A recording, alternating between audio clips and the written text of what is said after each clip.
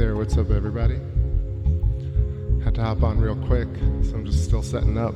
Saw the Great Red Storm, figured I'd get on quick. Really nice clear skies tonight, this morning, 12:08 a.m. Kimmy, sorry you're very sad.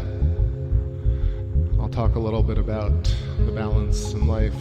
What's up Ellie Wynn? Nice to see you. What's up Daryl? What's up Dagger Spells? Good to see y'all. Thanks for hopping on with me. Let me know if the audio's sounding balanced.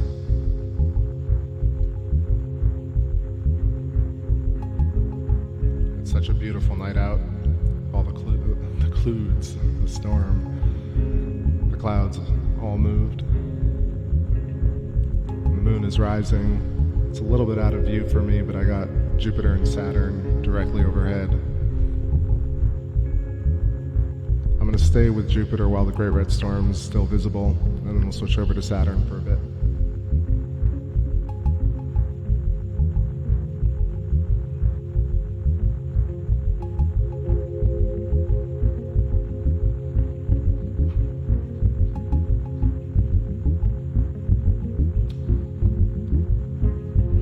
Going on the 8-inch tonight. I think possibly tomorrow I'll switch back to the 11, start getting the moon coming up late. I was doing some optical viewing earlier, it was looking nice.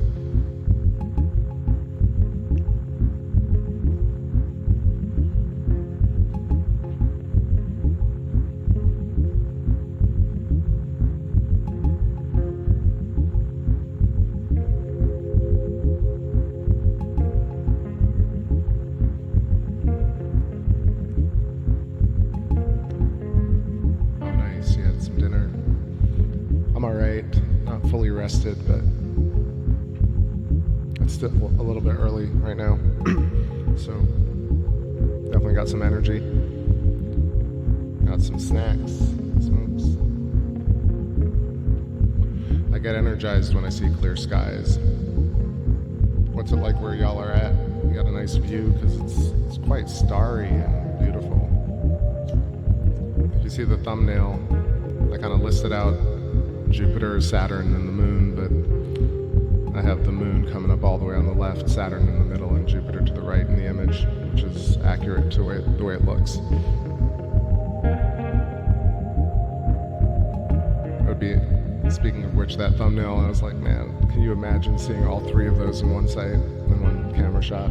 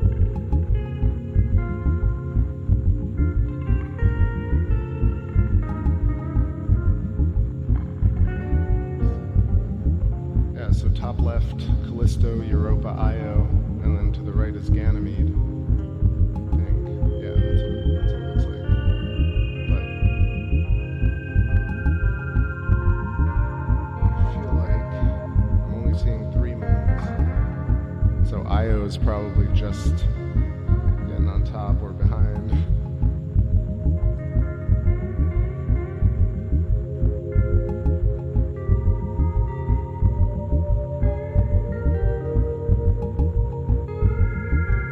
Oh no, there it is. Okay. I was bugging, I didn't see Callisto, which is very, very top left. Alright, that makes more sense. I'm gonna throw the labels down here.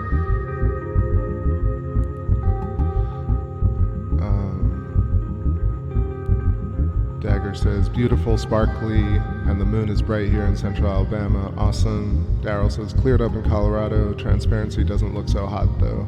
Yeah, last night was rough down here. It feels like it's a bit better tonight.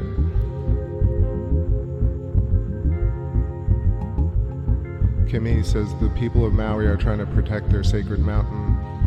I'm sure they will meet a gruesome police force. Clear here. Honestly, my heart goes out to that whole situation. I was on Big Island years back, and I heard the stories from some locals on just some of the history, and it's really tragic. So it's just awful that those situations exist. Same thing with the thing that happened in Kyoto. I don't know, I guess my heart bleeds, and also I feel like the world is just full of stuff like that in order for us to gain perspective on our own lives. What's happening, Kaiser Rotor? My setup is amazing, thank you, I appreciate it, I've been working on it. What up, Light Moon? Peace to you. Ellie says, heat wave mixed with some lightning and thunder today, very dangerous IMO. Yeah, I saw some of that, but it wasn't nearly as crazy as the other day. I think Maui as well probably has its own issues, right? I went to Kona, so I did go up to Mauna Kea actually, which was crazy. And Kilauea, South Point. Spent a couple of weeks there, really love Hawaii.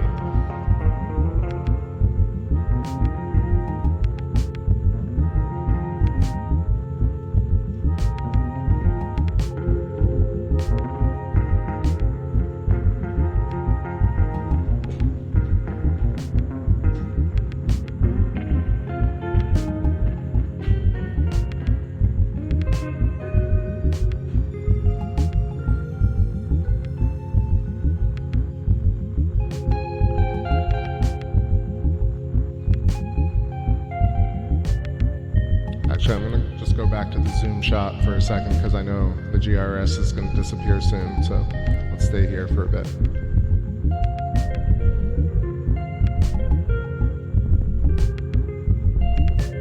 Yes, Kimmy, justice, I hope, will be done at some point.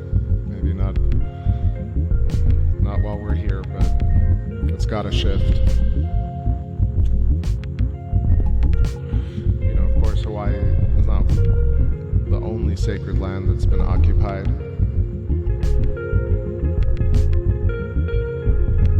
But still,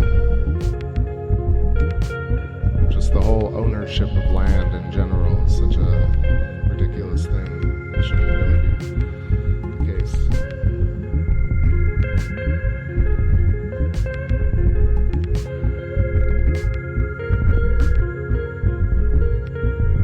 Oh, Daryl is saying protests that he heard of were about Mauna Kea over the start of the 30-meter telescope construction. I think that's a different thing, but that's definitely a story I've heard as well. It's a trip up there, going up to Mauna Kea. You can kind of see, like, I don't know, just how much energy and how much money has been put into kind of getting all that gear up there. It's unbelievably difficult and dangerous, and they had to literally carve the road into solid mountainside. When you get up there and it's over the clouds, you have the sunset beneath you, and then the wind is just ridiculous. Of course, you can't go into any of those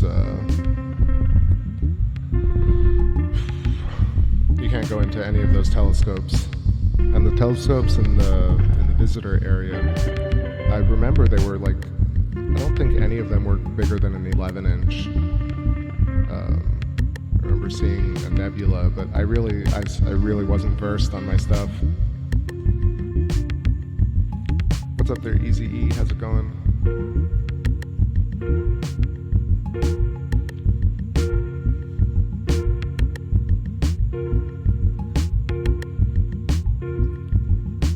Did I just say that? I feel like I just did a double take, but maybe I didn't because I'm a little distracted. All good.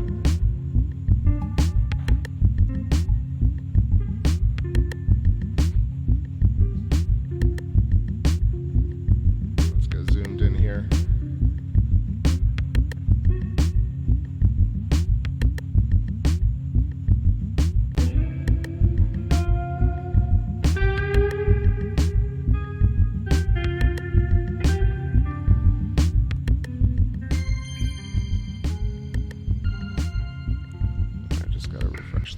stage actually. Added a couple of instrumentals. Let's go.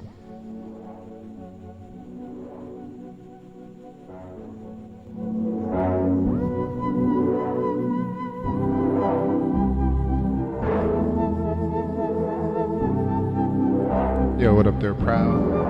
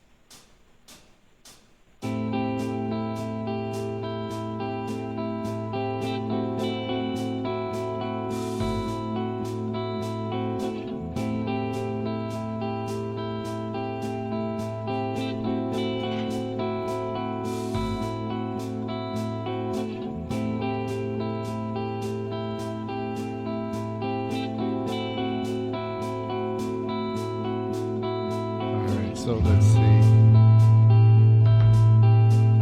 This is the Jupiter wrap. I'm on my way to Saturn.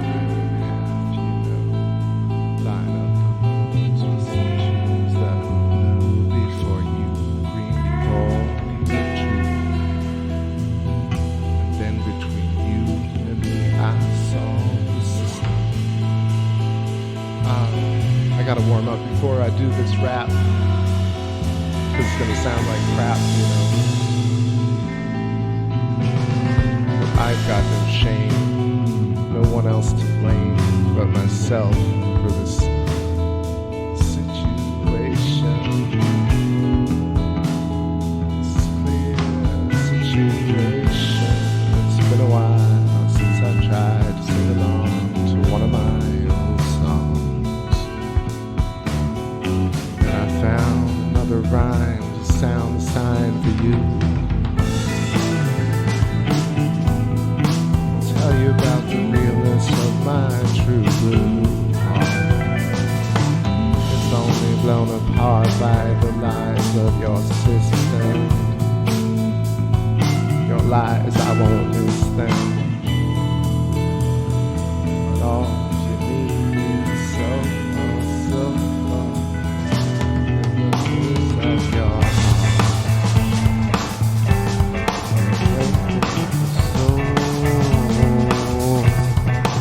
Lips of your heart.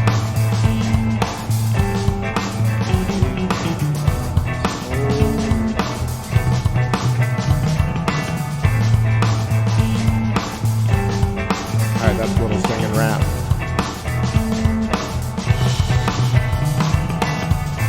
Let's play some Cactus Dance. Alright, Saturn in a couple. Just wanted to show some moons.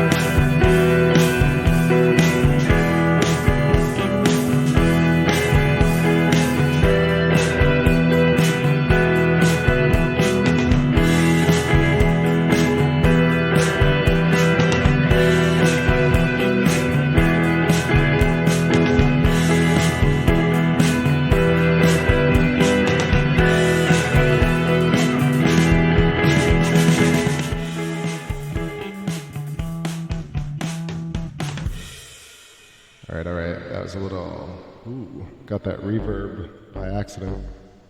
Flicked a switch. Alright, got my drink.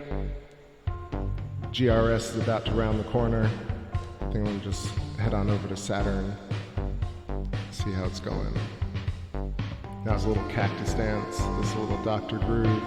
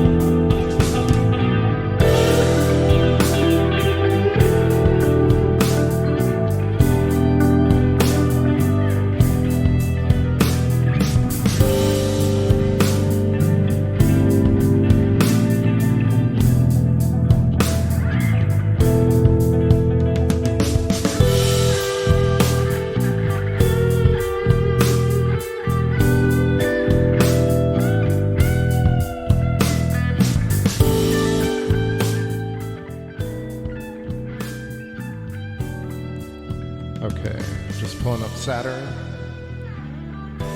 It is a little atmospheric tonight due to the storm residuals, but it should clear. It's also pretty high up there, so I feel it's like catching some of those clouds still. This is without any magnification at all, it's just the camera to scope. Kimmy, thanks for the nice compliment about the music, I appreciate it. Let's see, MM says, what are my thoughts on space being liquid?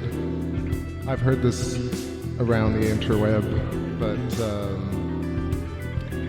I actually debated Crow about this, I think, on the first episode of his podcast show. And I mentioned, we didn't go, I think, into deep conversation about it. Maybe I'm just making this up, but I feel like I did talk to him about it once. And I just, or maybe it was just the moon hologram. Either way, I don't think it's water like water that we know in the ocean. And I feel like the turbulence and the ether and space in general behaves in similar ways, maybe optically, to what we see in water, simply because of nested fractals, Fibonacci sequence, symmetry. And so you'll see spirals like whirlpools in space. But I feel like plasma arranges itself in the dielectric field or the ether field in ways that look very similar to what happens in turbulence on Earth. So I feel like that's the common thread. I don't think that like you go into space and then you hit the shield around Earth, and when you leave, there's actually liquid water. I know there's a conspiracy thread about how there was an astronaut that almost drowned because water got into the helmet. But that's just one story, and a lot of stories are kind of crap. So, yeah, right, you can hear me like trying to catch my breath. I don't like to breathe into the mic, so I'm like just trying to talk all in one breath, but I shall breathe out. Exhale, exhale. The breath, the nirvana. Right. What's up, Anders N? Good morning. Hey. What's up, L Duff? Thank you. Appreciate it. So I got, yeah, so like I said, don't think it's water as we know it. I think that just like there are similar patterns in all phases of matter. I was actually listening to Ken Wheeler, Theoria Apophysis, today, talk about how really the universe, the way we see it in these different phases, like, for example, fire, it's just a different phase of plasma, or a different state of plasma, but it's still the same thing. And I feel like it's like I'm actually muddling some thoughts right here, but I think he was more talking about how light doesn't travel, and it's a perturbation in the medium. And I really like that idea, because that means this idea of measuring things by the speed of light is just inconsistent with physical observations. And then you couple that with the redshift inconsistency from Halton Art, and you get this whole kind of, the idea of distance in space is really fascinating when you take redshift and light speed out of it. What up there, Cinzia Camillo?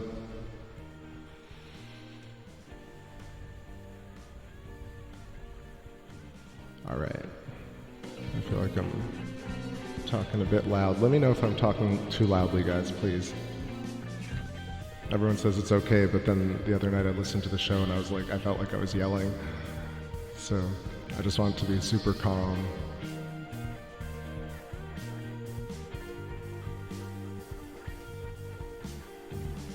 You know, like clouds sometimes behave like ocean ripples.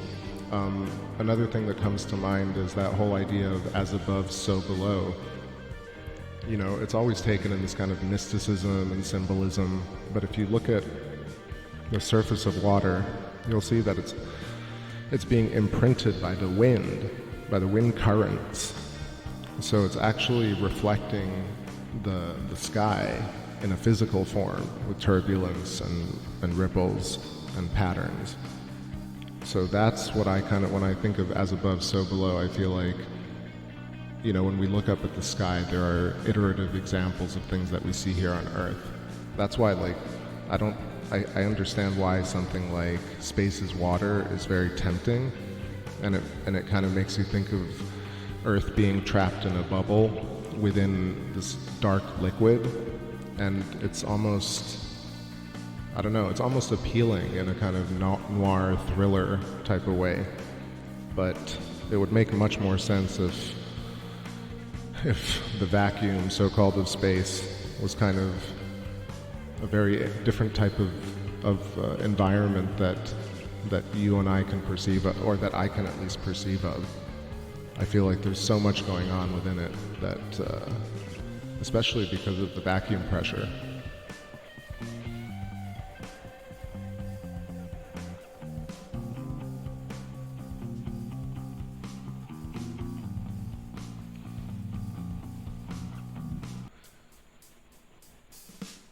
Yeah, Kimmy says, no American stepped on the moon was a great conspiracy. I watched it live when I was a little girl.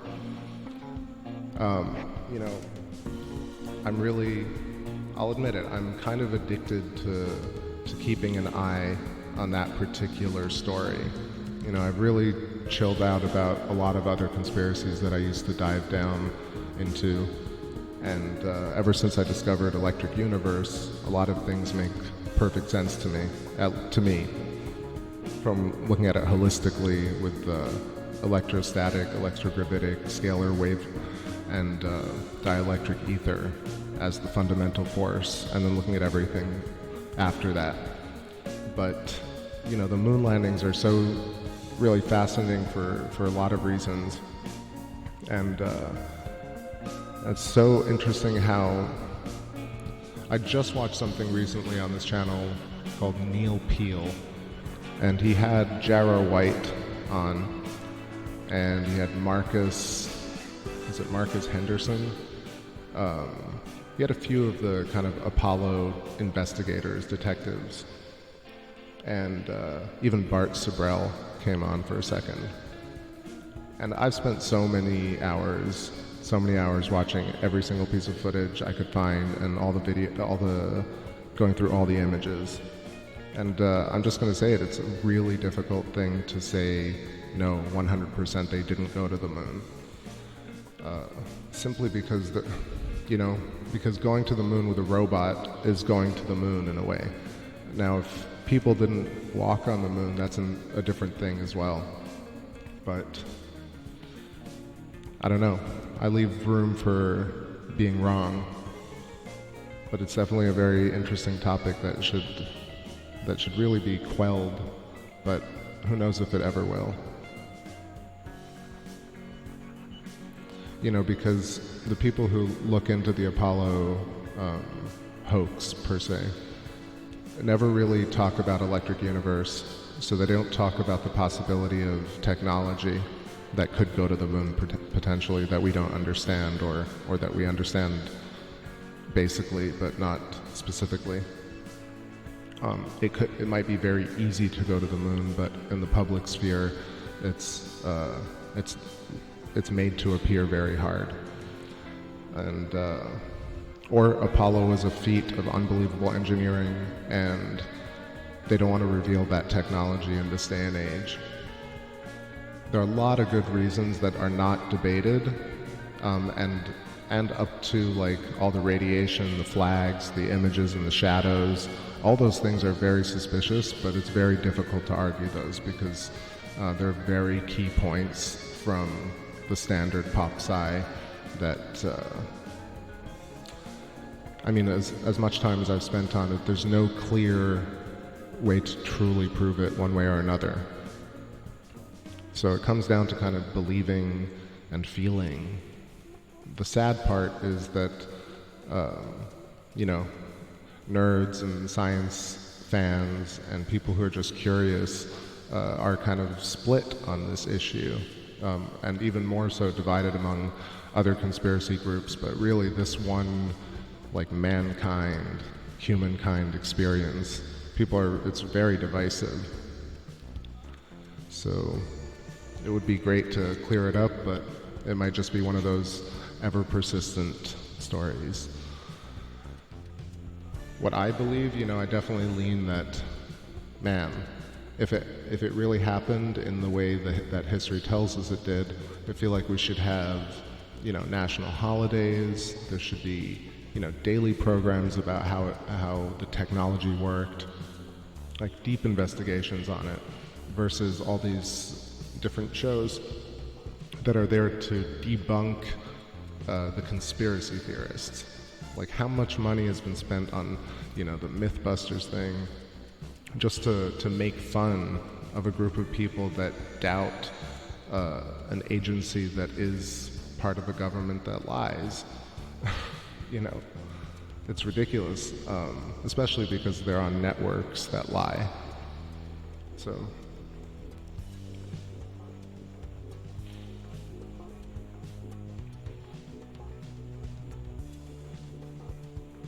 Anders N, with all due respect to the Bruce Sees All channel, I don't think there are like real aliens, and the whole ufology movement I think is a bit of an unfair distraction to the population. I feel like all these events can really be explained with our technology. If you understand any of the last 100 years of plasma physics, you'll see that all these things are possible within our realm. There's no need to have aliens. But, and further than that, searching for alien bases, craft, if the moon is, honestly, even if the moon were tiny and close, or super big and super far away, I really don't think that through our atmosphere with any type of telescope that you could see actual, like, spacecraft or buildings of any sort. And all the stuff that is pointed to on the moon that looks like buildings, and people say, oh my god, that's an alien base, I think that takes us further and further away from, a free and open space program where people are all on the same page. So I don't know. I don't mean to judge people who like investigating alien structures on the moon, but that's not something I really want to advocate, if I can help it. Yeah, but all the agencies, the alphabet agencies, don't work for us. They work for themselves. So yeah, we are paying for it, but can't expect anything from them.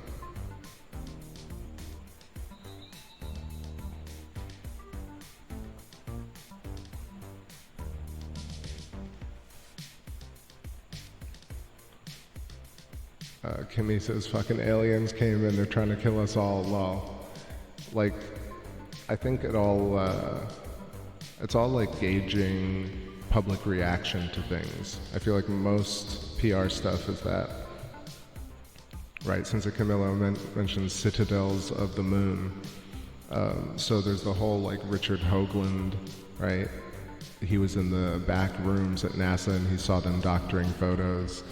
I've been down all the UFO rabbit holes. I spent, maybe 2006, 5 maybe, to 2013, deep, steeped in UFO, like everything I could find.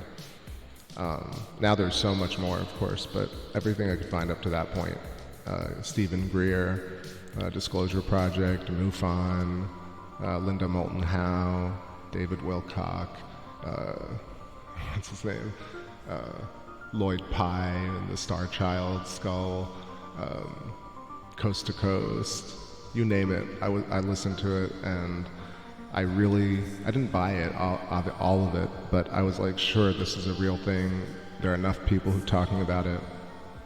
And then I had encounters, and then in 2013, I found, what did I find?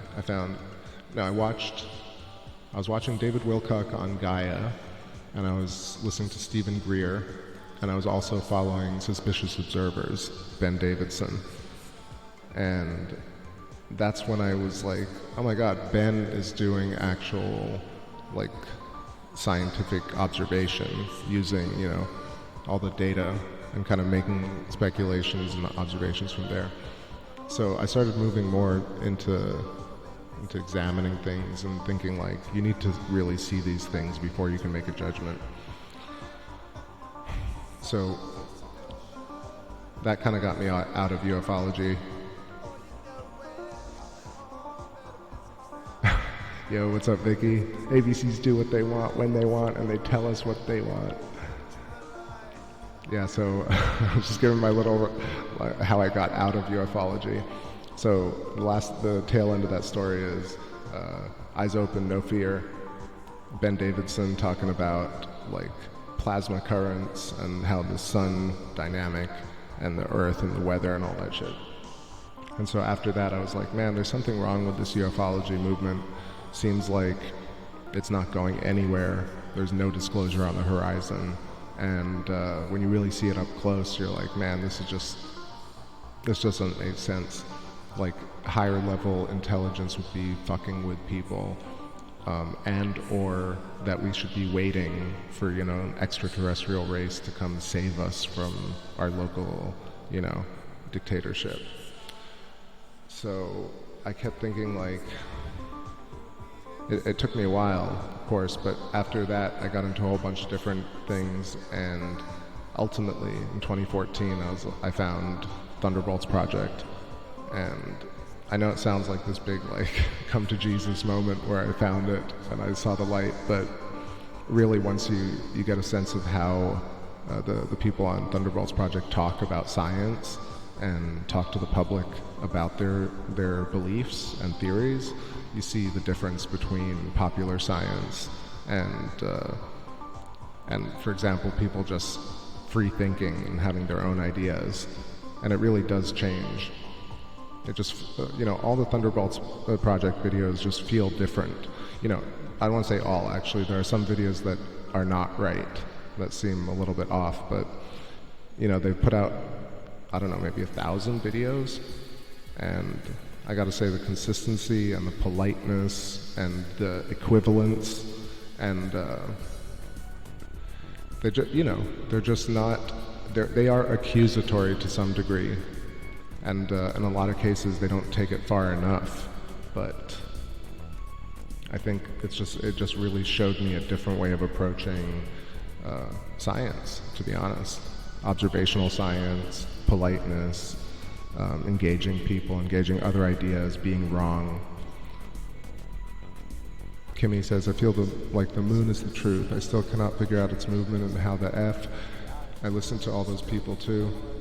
Yeah, man, once I got out of that, though, I realized how silly it all sounds. When you go back after a few years of plasma cosmology and you listen to somebody like David Wilcock, you can see where he's either intentionally obfuscating information or he doesn't know, which means he's not researching. Because people who know, and you hear that, and the people who don't talk about it feel like they're intentionally not talking about it.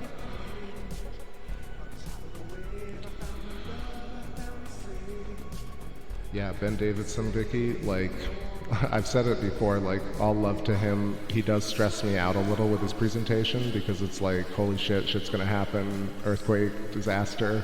But, you know, for real, like, he has a huge audience. He talks about the solar interaction and creating weather on Earth and earthquake prediction, and he's really doing the work, so I gotta give him all the credit.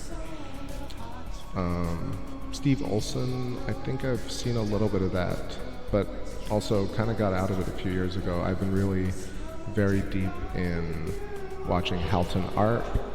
I've been listening to Sky Scholar, Pierre-Marie Robitaille, listening to all the EU conferences.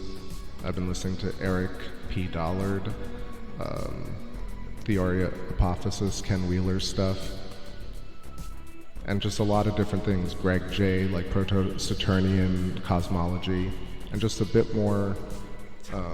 It's hard to find, honestly. There's not a lot of data out there, but it's certainly empowering. What up, Ben?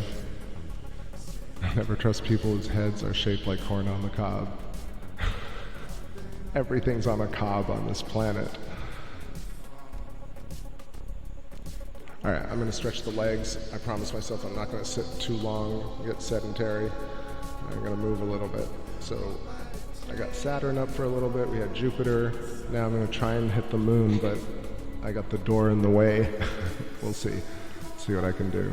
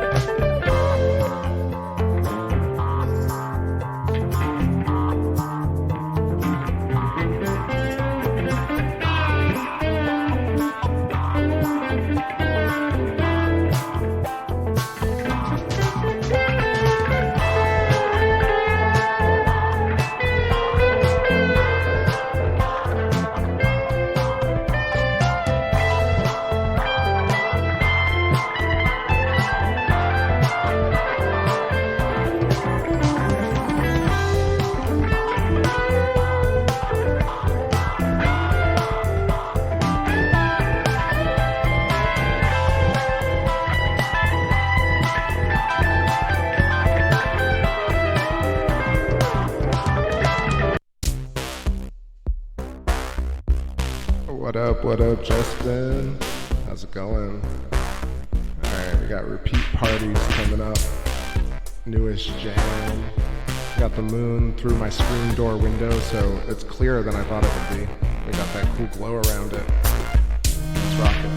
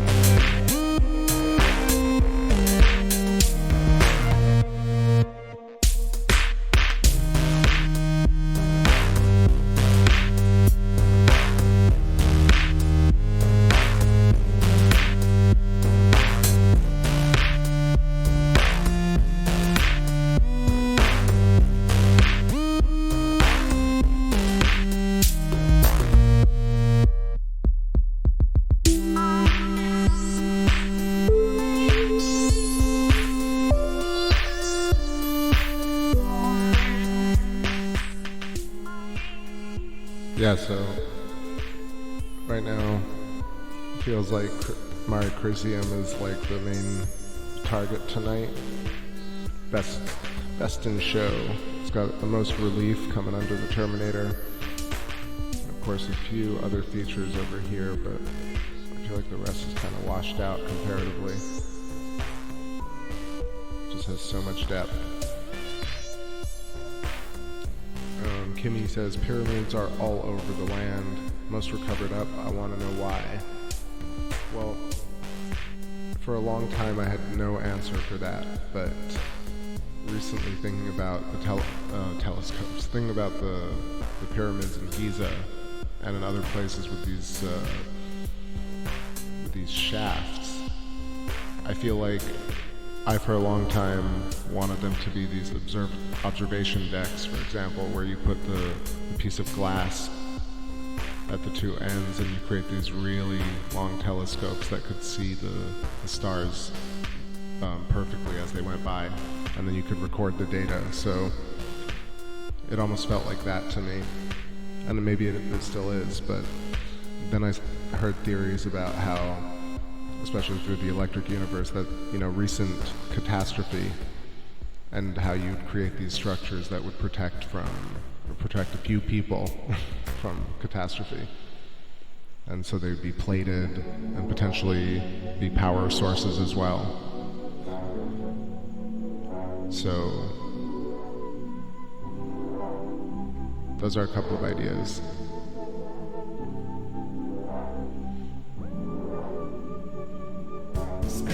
You know, the other one is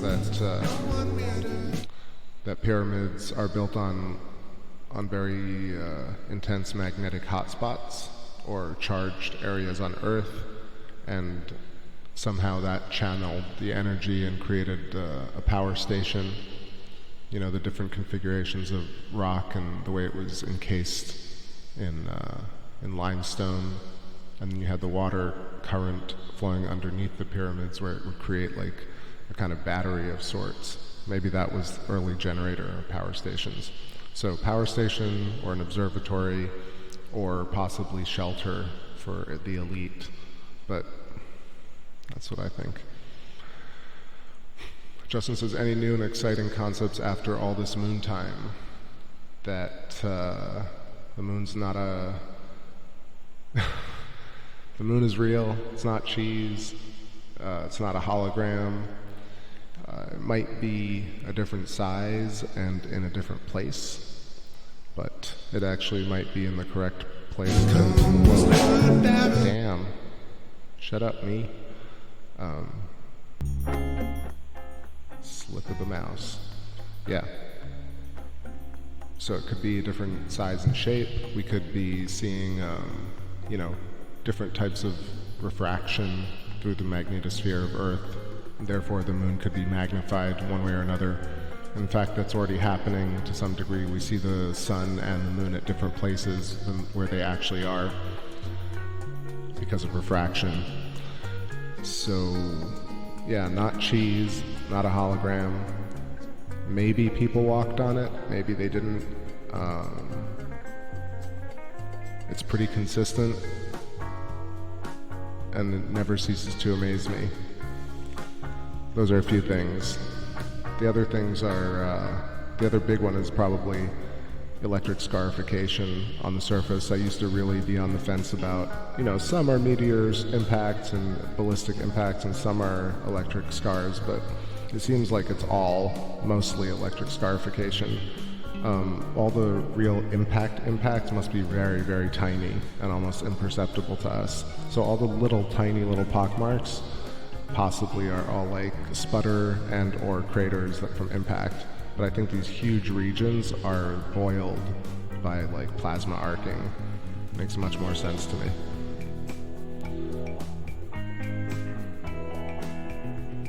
Yo, thank you, Scott Wagner. Took me a little while, and finally have it down to a good flow, so I can set up pretty quick and stream for y'all. I try and explain my setup to whoever wants to start. I know a lot of people have actually gotten inspired and started their own scope setup So that's very cool.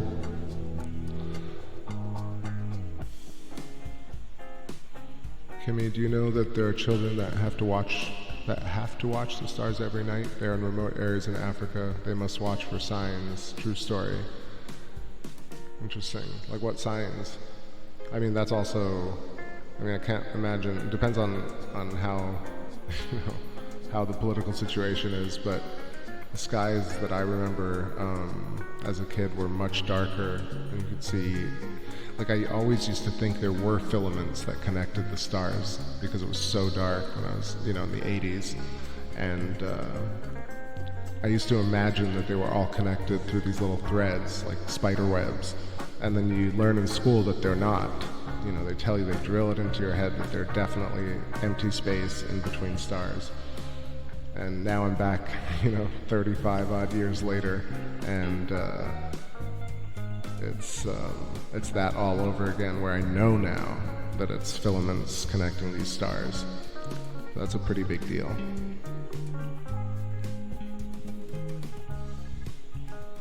Since Camilla says, have I heard of the theory of pyramids have been encased to protect exposure to radioactivity? That's possible, but you know, like, I've never been to the pyramids myself, so I don't know like how big they are inside, like the King's Chamber. But from all the different videos I've seen, I feel like it really feels like they're sitting, like somebody sat in there with a couple of seats, and somebody climbed on the outside and put the front mirror, like just the same way we have like the telescopes now, where you have the primary mirror up front. And back inside the King's Chamber, they had like all the tools, and they saw, you know, constellations pass, which is why everything is aligned to Orion and Leo and the different processions. So obviously the pyramids don't rotate, so there was no tracking. But I guess they saw it as it went by. That would be the largest telescope possible, right? Like how many 100-foot telescope?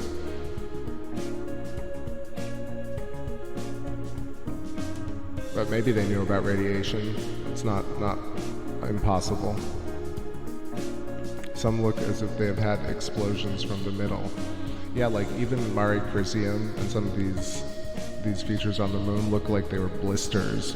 So the moon's surface was interacting with Earth or Mars or maybe Venus, and this massive arcing, like basically what looks like a giant thunderbolt that we see today, like a lightning bolt, but connecting the two planets and persistent for a week, a month, you know, 12 hours on one spot.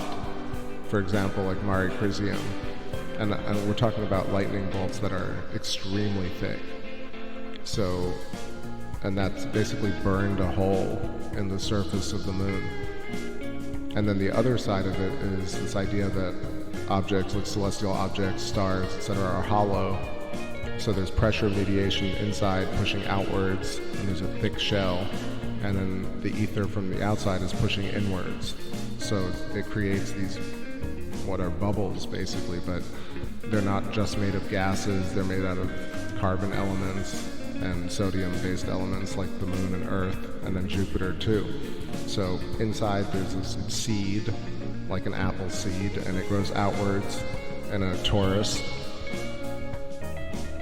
or in probably like a twisting spiral, and then creates this shell, which is like the shell of the star, or Saturn or Jupiter or whatever.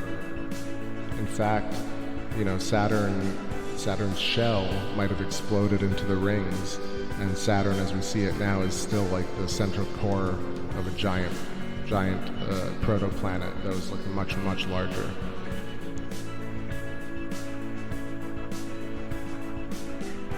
So anyway, the arcing discharge on the moon on any of these regions would have just sputtered, and then once the discharge ended, there'd be a massive blast, like it's like a shock wave, a surface shock wave.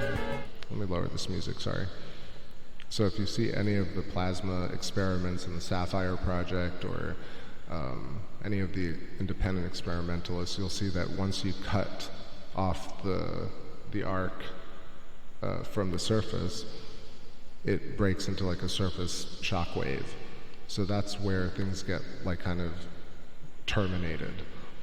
And I feel like these striations coming off of Copernicus, which I'm going to move down a little bit, Copernicus, Kepler, these are, it just makes much more sense to visualize these as a plasma voltage at the center of Copernicus with these rays growing outwards from intense voltage, as opposed to like a giant meteor or asteroid impacted the moon at that one point at Copernicus, for example. And then because of that one impact, these I call them filaments, but they're called rays or ejecta, any number of words, terminologies used for these lines coming off of Copernicus. You know, visually in my mind don't make sense as ballistic residue. But, you know, I always leave room for myself to be wrong. Maybe we'll all get lucky and get a lunar wave tonight, waxing the surfboard. Let's see, how do I conceptualize the energy of the moon to be? Is it true that what embodies the feminine principle? I think it could be just like polarities, right? Like male, female, or north and south, or positive and negative. It's just words that we apply to, you know, the two sides of this idea of magnetism, electromagnetism, dielectricity, gravity. There's always two sides to this kind of push and pull force. But that's just how we perceive it, I think.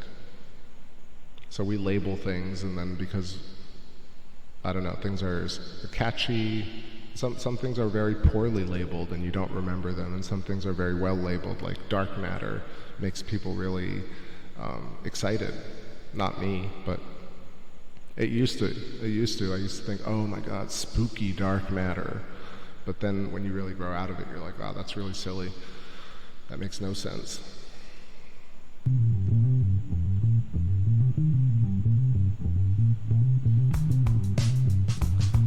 Yeah, I feel like the moon, if the moon has a ton of iron, and it's a deeper concept, but it's really this idea of where does mass come from. And I think I'm going to try and explain this, but you know, forgive me if it's really a poor explanation. But this idea of first, what is an atom? What is an atom? What is the nucleus made of?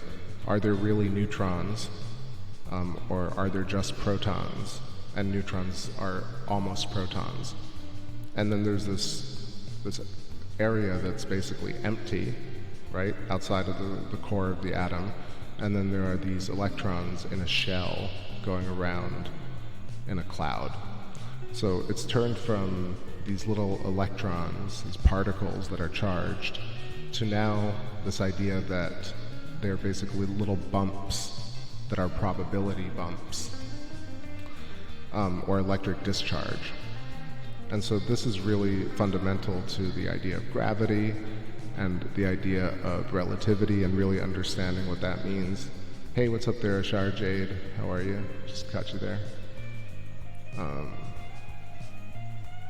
Yeah, atomism, but atomism, you know, the atomos, what really essentially means indivisible.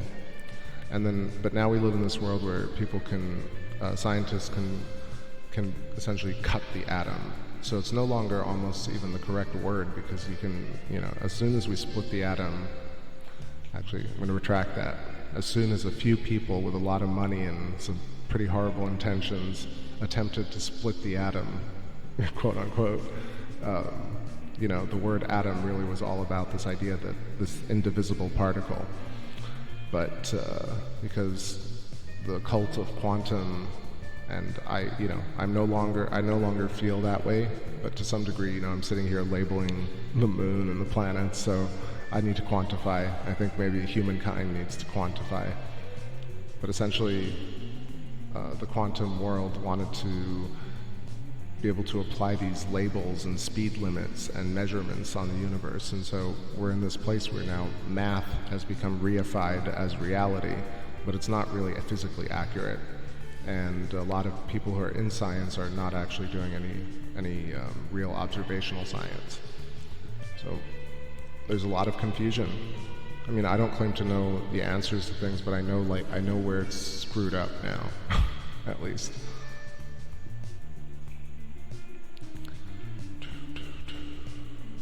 Did I miss anybody? Are there really atoms? Right, I was talking about, there are atoms, but are there electrons is the question. And the idea is that what gives a particle mass?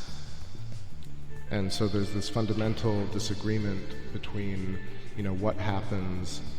Here, I'm going to try and present the analogy that allowed me to understand it, but Ken Wheeler says essentially that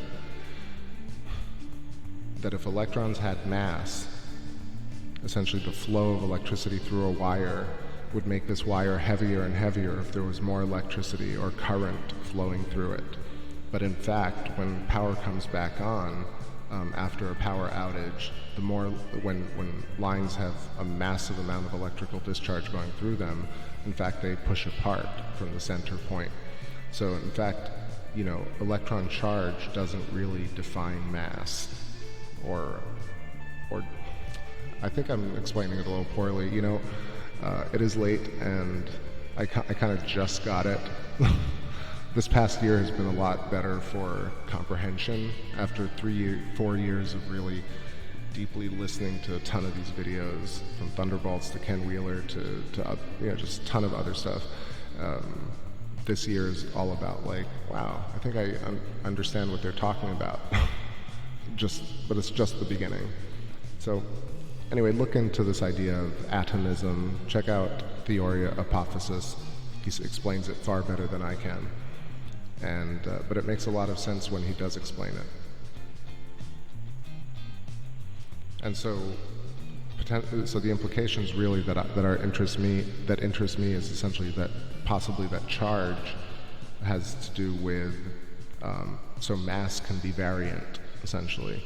So mass is not consistent due to gravity, it's due to potentially charge or where it is in space. So that's really interesting. So maybe, when we look out into space, we apply these Earth-centric laws, but maybe it's not like that in terms of galaxies, and the moon even might be different. In fact, the gravity difference on the moon that's talked about could be due to electromagnetism.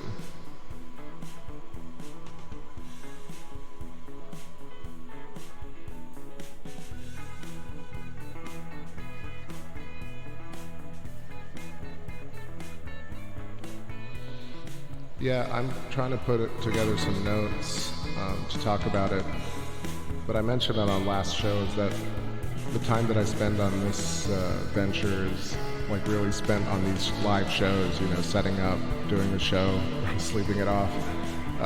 That making other videos is really challenging, to be honest. I have all these great ideas and a ton of footage, and every time I sit down to kind of start writing a script, it's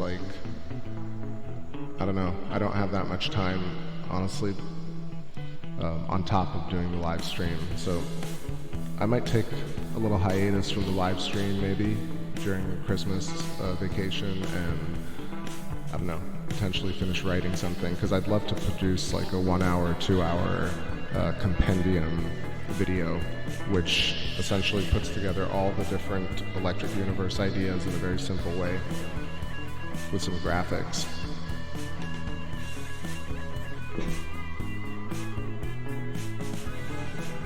Sorry, I know the image has been blown out for the last 15 minutes. I just got too deep into talking. So I'd like to put together some videos like that at some point. This is a whole nascent community as well. I'm just going to quickly rattle off some of the channels: Electric Universe Eyes, See the Pattern, Sky Scholar, Greg J, and just a few others like that, just really just starting to get into this whole, like, what are the implications of an eternal universe, recent catastrophism, plasma interconnectivity, and it's fascinating, it's exciting.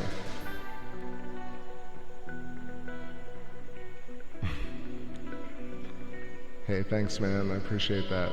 I can't believe it's been so long, and yet, like, every show is just amazing. I can't even believe that we get to see the moon up close.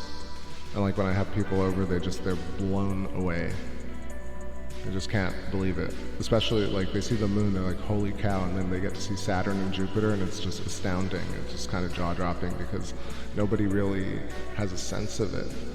And then I consider like how lucky I am that now I have not just one experience, but hundreds, potentially even like over 1,000 experiences with space that is directly my own. I think like the whole, I mean, part of the reason people are so pissed at the current state of science is because, you know, we kind of trusted a bunch of people to do the work for us, and yeah, and we're disappointed. But I feel so much less disappointed today, you know, after all these years of sharing space with everybody and getting really great feedback. Like, sometimes I'm like, man, should I invest more, and like, should I try and make the channel really popular? But then I think, like, it's really kind of, I think it's an adventure to find this channel and to hang out really late at night with a few people who really give a crap. Is way cooler in a way than like a million people being like, oh my god, the moon, holy crap, how, okay, let's go get a drink, versus, you know, the people here who really just sit and engage and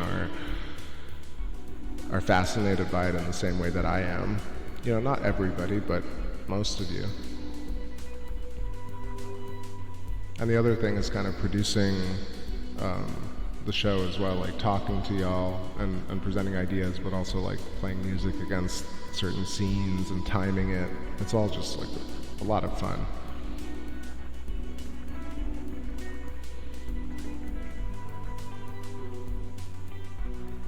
So it's a pretty gorgeous moon tonight, but I want to give Jupiter some more love, so I'm going to head back over there. You know, the other thing I wanted to do with this channel, that I'm sure y'all have noted, I don't do the monetization stuff at all. If you see any ads, it's probably because I played a cover song. But the whole association of money and space, you know, definitely I appreciate all of you guys who have bought the music and have, you know, sent me some PayPal donations. I'm really thankful for that. But in general, the idea of like trying to make money from a show like this just doesn't feel right to me. And that gives me a little bit of freedom to really just say what I want. I don't have to think about sponsorship or, you know, drilling it into people's heads to like the video or comment or, you know, I don't have to do all that kind of surface level stuff. This is really for deep fans and fans that recommend it to their friends, and it's always consistent from my side, you know. It's always going to be really real stuff and honest talk, and yeah.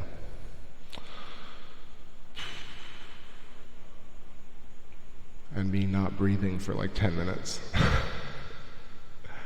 Okay.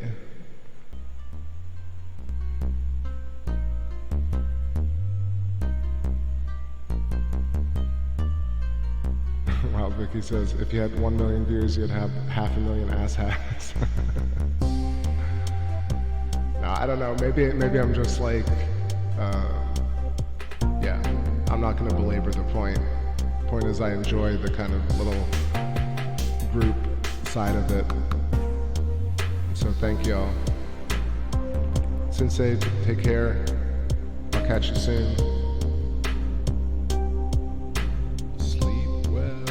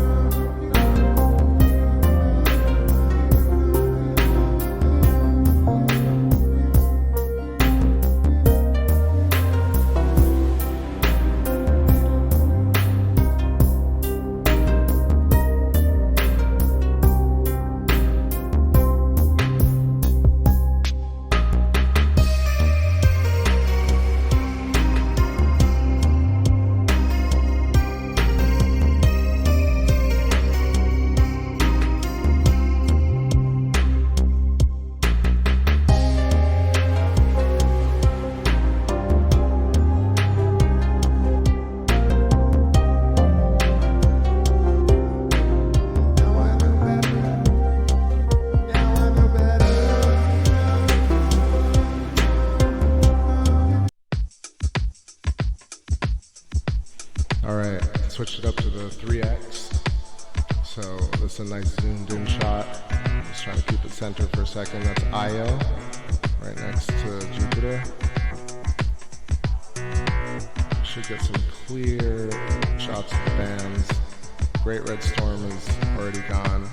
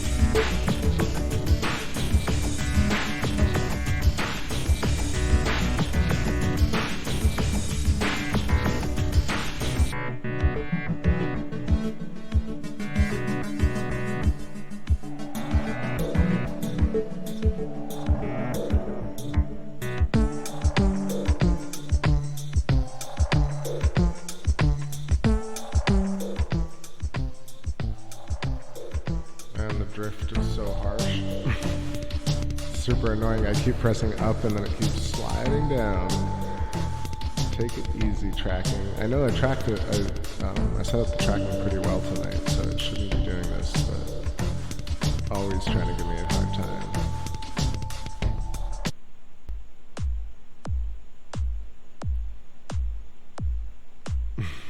What RF is that for real? I know. I always think about it. I mean, the moon is one thing, but Jupiter and Saturn just blow the mind apart.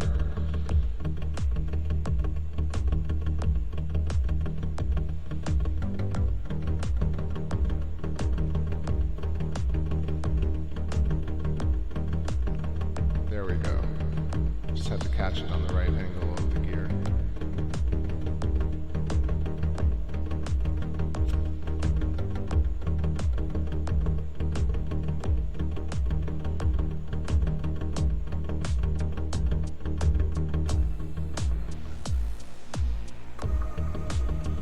Where's Pluto? Pluto is a little out of range for backyard astronomy on an 8-inch scope, to be honest. If it were really, really clear skies and all dark, maybe, but not from a city environment.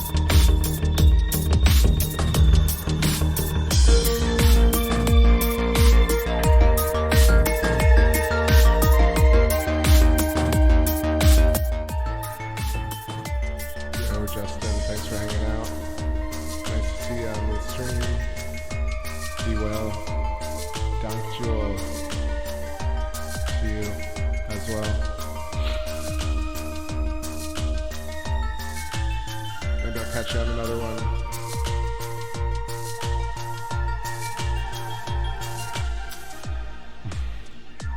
I'm about to SAR. Exactly with my damn pyramid telescope, yo. It's an F0.001 Planck. Basically right up in the brown dwarf. Can you imagine though, like if it was really Saturn as a giant brown dwarf, and you couldn't see any other planets besides Mars, but Mars was giant, and then all of a sudden like the sun ripped through, and then you could see, like after this massive catastrophe, you could see all these other planets and the stars for the first time. Must have been unbelievable.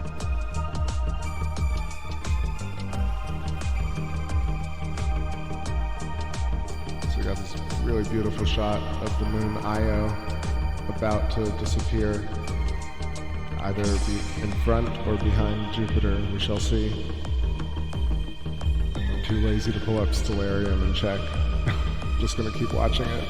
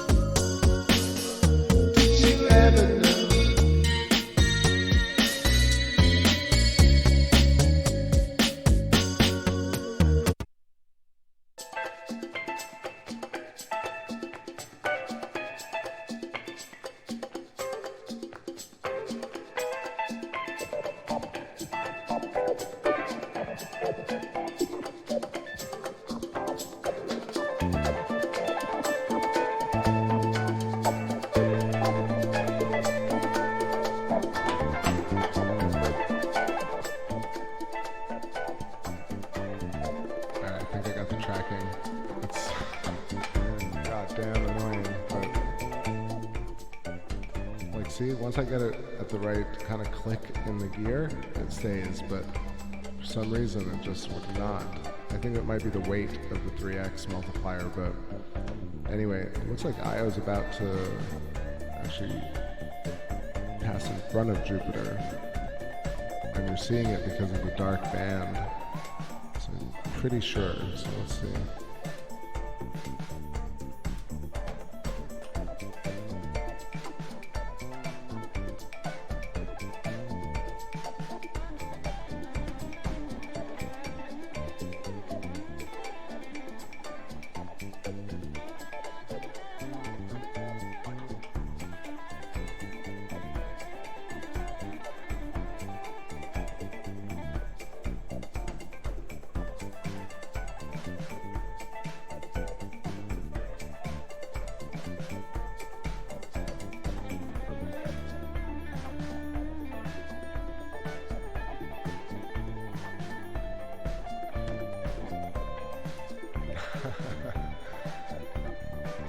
Take care, Justin, now for real. Or just leave it on in the background. I don't know, I thought I was gonna do a quick show, but it is not. It's like probably another 20, 30 seconds tally.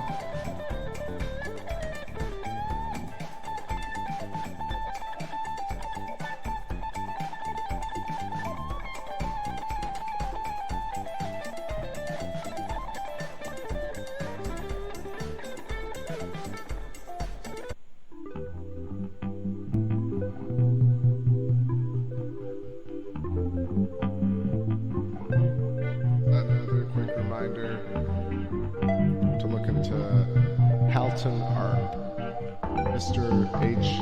Halton chip art, ARP, just putting it out in the universe. Y'all regulars know I talk about it a lot, but Halton ARP and his whole idea of redshift and intrinsic redshift and how it's actually a measure of youthfulness, and how quasars are basically baby galaxies, and how we have to really rethink Doppler shift and redshift as a measurement in space, and include the expanding universe and how incorrect that is. So Halton ARP, he died a few years ago, and so few people really know about him, but just Google Halton ARP, and actually I'll just paste the link here too.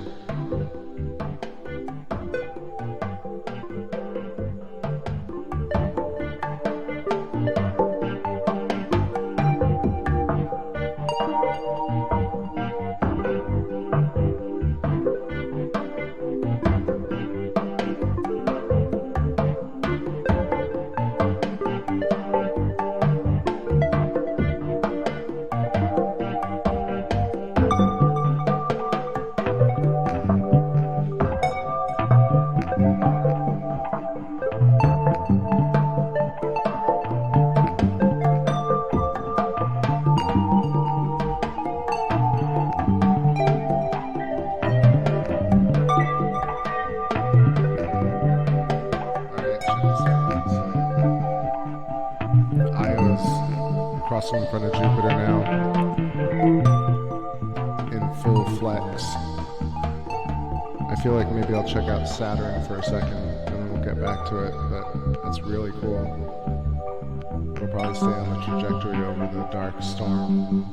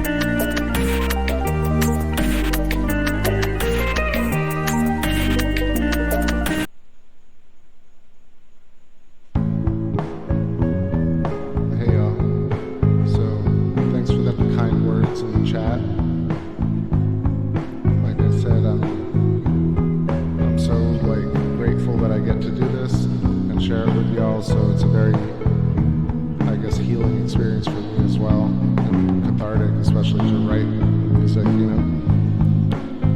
So thank you, and Kimmy, that's awesome to hear that you're feeling better. What up, Nathan?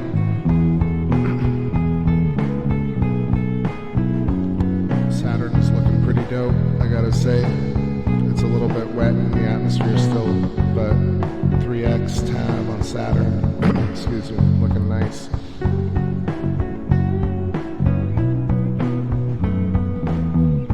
can imagine it's also being affected by the light of the moon from the left, from the east.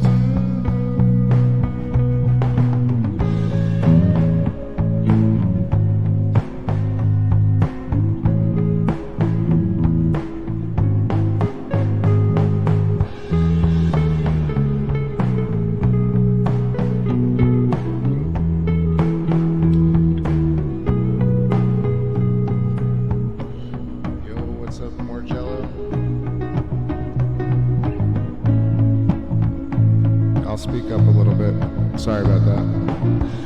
I was saying earlier that I did the show the other night and I felt like I was way too loud, so I'm trying to balance it.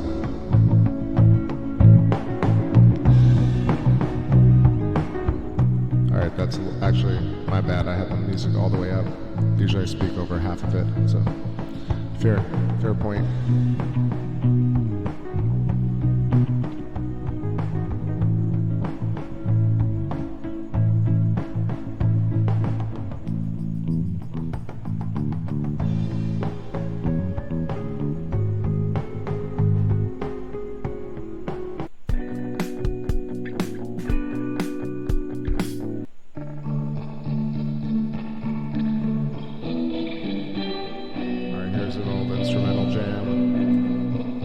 Sit here with Saturn for a few minutes, have a smoke, and then we'll head over to the moon.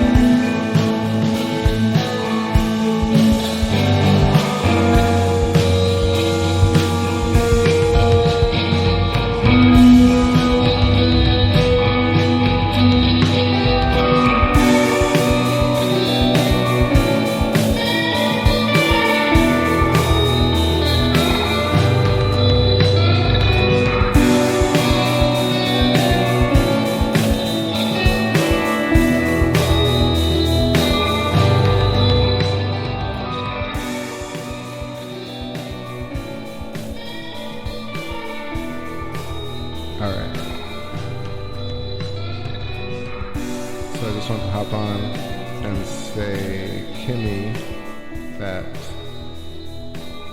Yeah, astronomy live stream, David.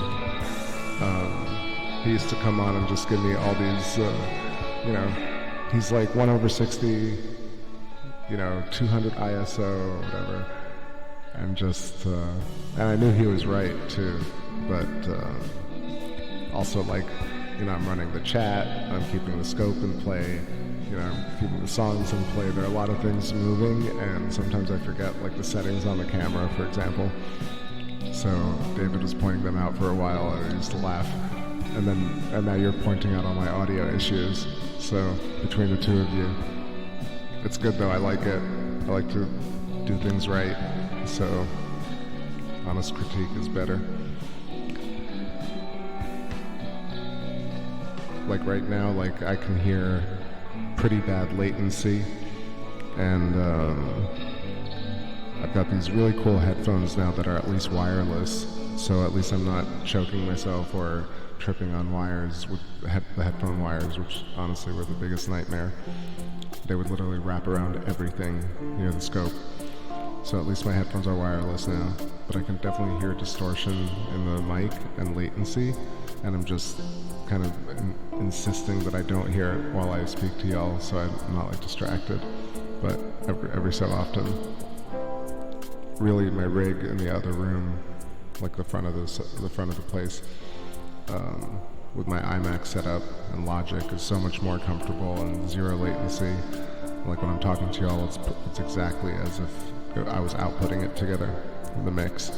So here I'm just kind of winging it, like hoping the levels are okay.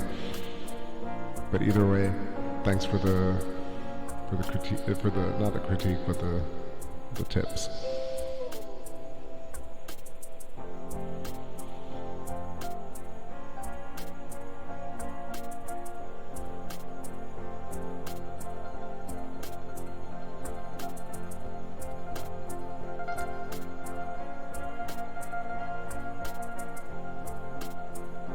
Back to the music.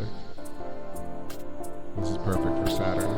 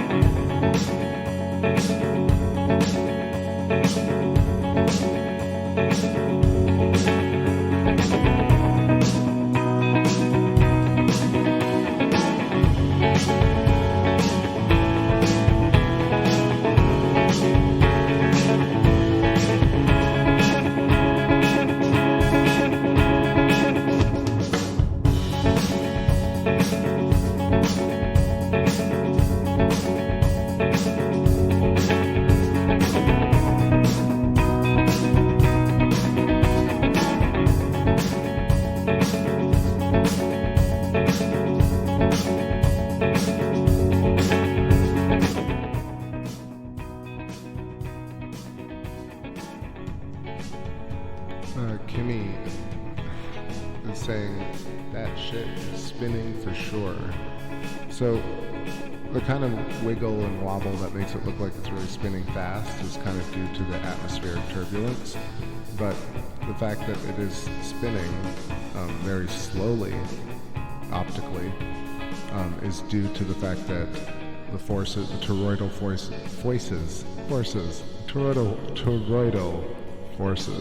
that twist and go around the rings, and then of course the center. You can imagine basically a donut coming from the center of Saturn outwards, and that counter-rotating current is actually what creates magnetism and flow through the loop, which is enclosed by the toroidal magnetic field. And then the top and the bottom of Saturn are being fueled from the electric force from the outside, so not from the inside dynamo. It's a different understanding than current popular science, but it makes a lot more sense.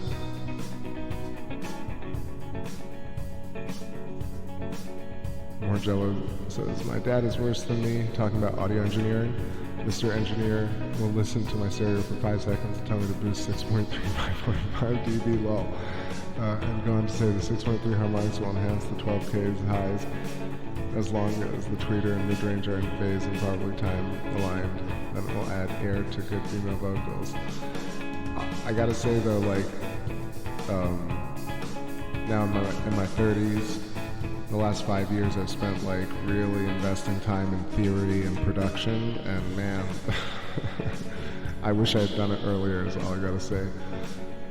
So I can appreciate people who really understand the craft. I would have chuckled pretty hard in my 20s. I'm sure I would have been like, what is all that jazz? But now I'm like so interested in figuring out why all that works. I'm still like, right now I'm really working on my time signatures and polymeters.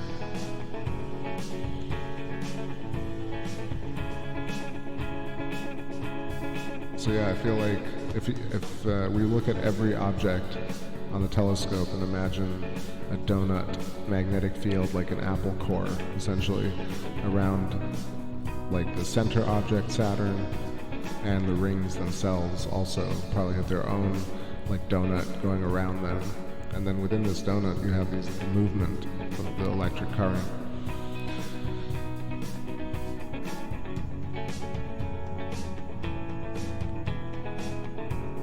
If you could call nature of the universe anything, I think that would be it. Is this kind of flow of either electricity or magnetism, or as we see it, but probably just pressure mediation and variance in the dielectric medium. I don't know. I feel like sometimes I don't want to use the words use these big words that are isolationist and elitist, but I'm trying to grasp them from a fundamentally sound perspective and have a visual of what they represent as well. So it takes time. Turtle forces.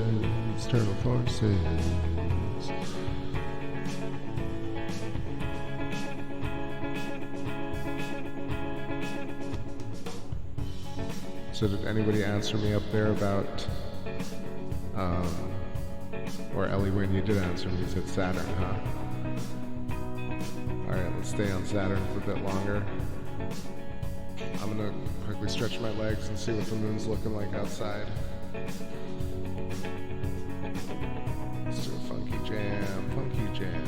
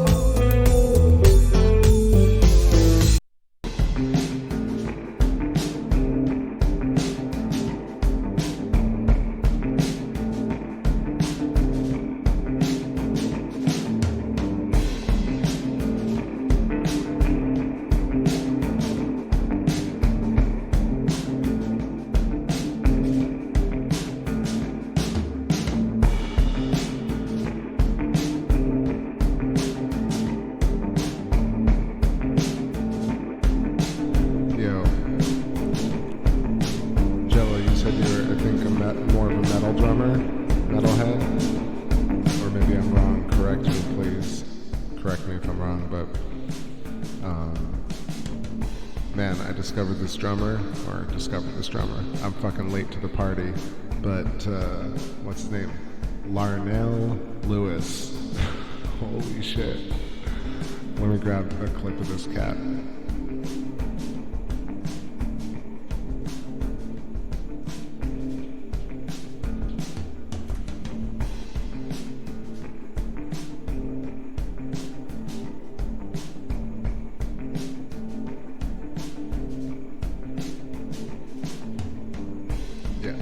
Watch this dude.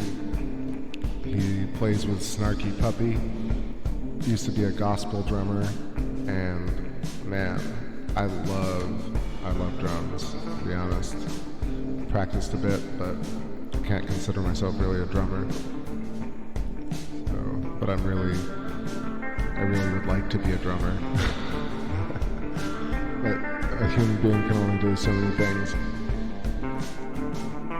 But yeah, this cat Larnell Lewis is legit. Like I thought, I've been following a lot of great drummers, so, but he was like somebody I just kind of did not know about, and he's incredible.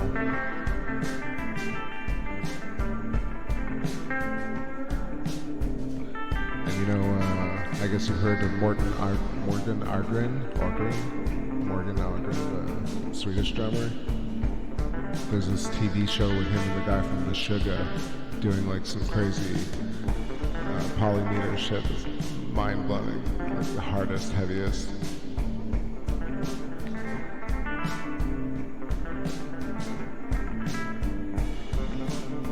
Right, the Devin Townsend record. That's fucking awesome. Anoop. Yeah. I got to check that out a bit more. I've heard the Devin Townsend stuff, but I didn't know that was the drummer. Sometimes I'll listen to a band and I'll like not pay attention to a particular instrumentalist in the band until much later.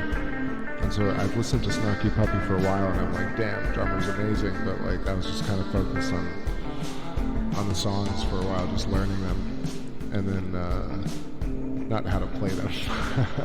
Man, I wish I could learn how to play them, but just, you know, learning about the band.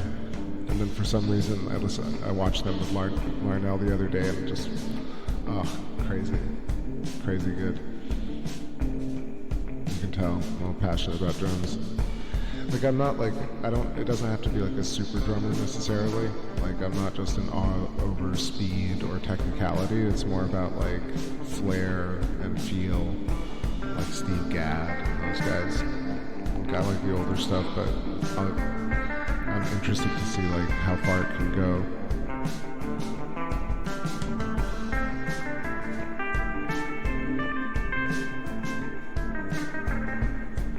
Yeah, I mean, exactly. Give me Disposable Heroes any day.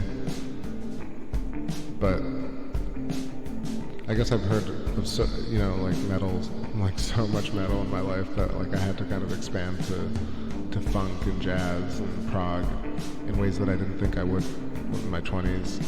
So now I listen to this stuff and I'm like, fuck yeah.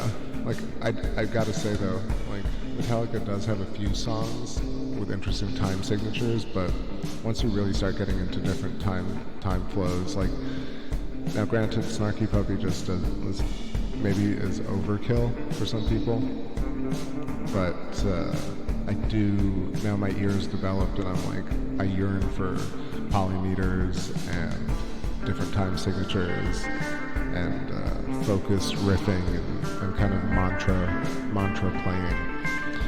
And listen to the old 80s stuff, like I still get rocked out on it, and but definitely my ear has matured.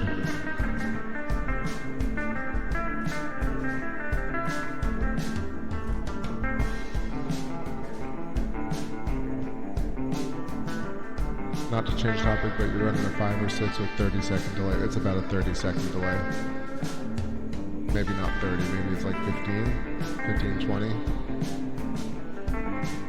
I wish it were 5 or 6, but the 4K card is just like, the ADIO gets really crazy. So I put it on the 32nd actually, yeah. Dire Z, exactly.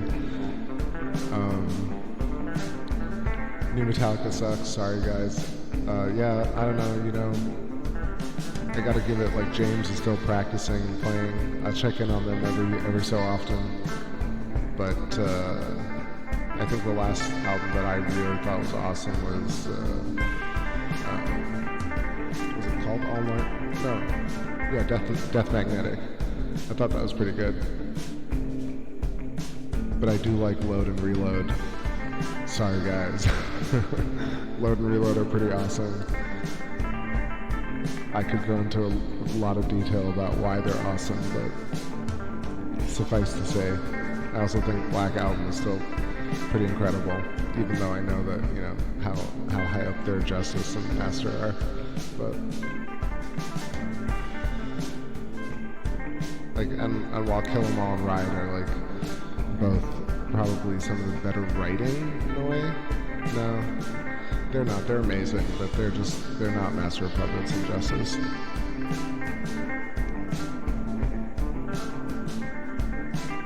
Let's see what else you got in there. Molly Hatchet, alright. Molly Hatchet plays pretty well. I never got really deep on them. Thin Lizzy, of course, unbelievable. Deep Purple, every track. What do you think of the new Deep Purple? I actually saw them with Steve Morse, but it's not really the same as Mark II for me. Even though that kind of makes me cliched in the YouTube world, but like Mark II really was always my favorite. Even when I saw, like, I had the David Coverdale 1974 California not DVD, I had it actually on VHS, and we used to watch it, and Coverdale never really sat right with me as a teenager, as a kid. And then when I heard Child in Time, then I was like, oh my god, I'm done. But then now I kind of appreciate Coverdale differently. What else you got? Queen, of course, amazing. Boston, love Boston. But, you know, also kind of, I don't want to say safe. I want to say like explosive and amazing for the time, but also like Boston, after listening to like really advanced music, kind of feels a little bit safe. But it's still great. Who else you got? Styx. Gotta say, Styx never really got that deep on. They're amazing. Kansas, unfucking believable. Kansas, really, I don't say underrated because they got really famous, and I could say they're inconsistent, but they're not really inconsistent. It's intense music sometimes. But I do love Kansas. What's that song? Born on Wings of Steel, Icarus. Let's see, Rush. Definitely Rush. Besides a couple of albums, pretty unbelievable. And 2112 probably. Also, I saw Rush do all of Moving Pictures in, like what, 5-6 years ago? No, probably 8 or 10 now. But yeah, I saw a 3-hour Rush show where they did all of Moving Pictures and a bunch of, and they did subdivisions. Unbelievable. Greatest shows I've seen. One of the greatest, but best show I saw was Power Slave Tour, the Maiden. That was just the killerest. That's why I started playing guitar, from the Fear of the Dark album. And a lot of people they're like Hendrix or whatever. It was basically Nothing Else Matters and Afraid to Shoot Strangers. I was like, I'm gonna play these, like, no matter what. Let's see. You got Opeth. Yeah, so a lot of people talk about Opeth, and I ultimately, like, listened to a bunch of it, but I gotta say, I don't know. I couldn't get into it. I don't know how to, like, I'm an old school power metal fiend. And like I can hear all the influences and all the old Scorpion stuff, and and I can appreciate the technicality, but I just couldn't get into Opeth, and I know a lot of people love them. Like, love them. They can play their asses off, but...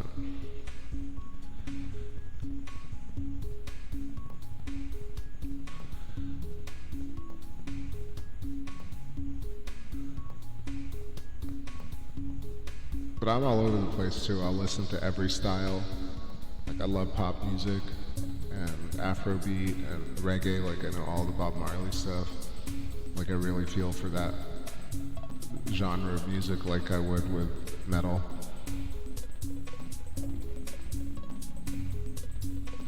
Saw Rush, Pink Floyd, Kansas, Iron Maiden, ZZ Top, Dylan, all of them. Oh, Kimmy. I thought More Jello was still writing. Kimmy, that's amazing.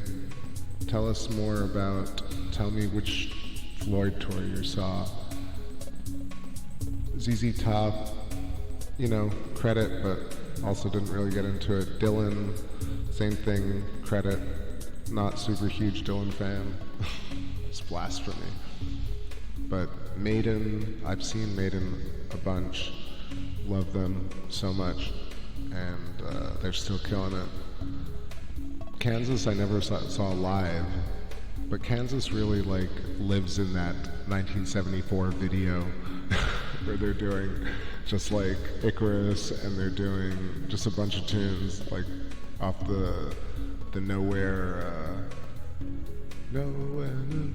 what's that? I'm spacing on the album, but they have a bunch. Talk about like conspiracy album covers. Kansas has all of them, like most. I'm shocked that Flat Earth never caught on to the Kansas album art.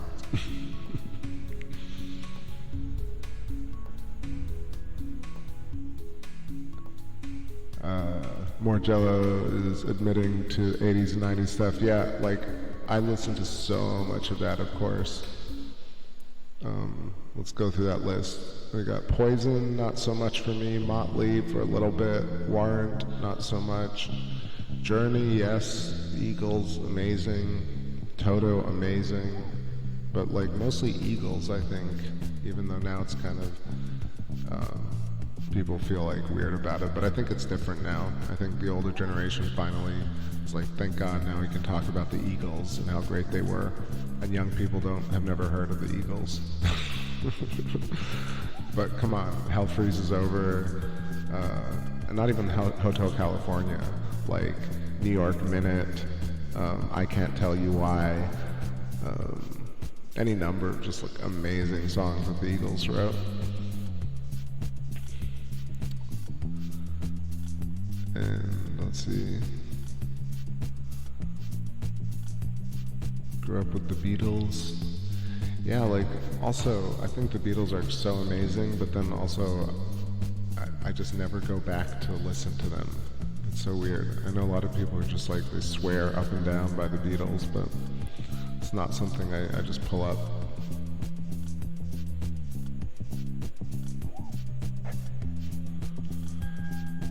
Queensryche, yeah, that for a minute. I'm trying to think, like, what was I really into for a while? I listened to Muse for a good amount of time. I listened to The Smiths and Morrissey for a lot of years. I listened to the heck out of, like, man, I was listening to deep house music for a long time, like John Digweed and Sasha and Kruder and Dorfmeister and Deep Dish, Sander Kleinenberg, like that whole 2000, 2001, 2002 dark minimalist house, like that was really the cutting edge. That's when I used to like chill out, early days of tech.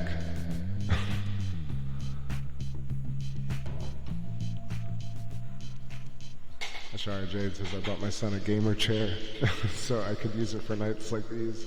Oh man, I should get myself a gaming chair for nights like these. I keep thinking about getting a new chair and then I use the old one and I regret it.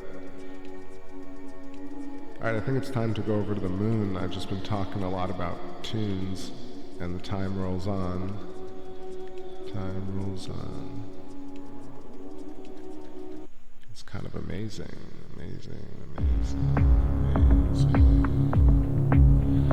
Goddamn. I can't tell you why it's one of my favorite jams. Come on, right? Isn't that one of the great, like that, even that performance? Think about it, like, not only do you have Tim Schmidt on bass killing it, but Felder's solo on that, with that Gibson, just like, I'm piffing, because there's really nothing like that end solo. He just kills it. And I show it to people who tell me about like fast guitar players, because I'm like, listen to this solo. I'll tell you another solo like that does it. It took me a long time, took me till my 30s to discover Camel and Caravan, but those guys have really tasteful solos. Like Andrew Latimer from Camel just has really some, like, he's like a mix. It's kind of unfair to mix in between Page and Gilmore, but to me he has the quality elements from both of them, and then his own story. So I don't want to disturb him, but Andrew Latimer, if you guys haven't heard of him, Camel, you know, like the solo from Lunar Sea or Earthrise, or like, man, any number of Camel songs.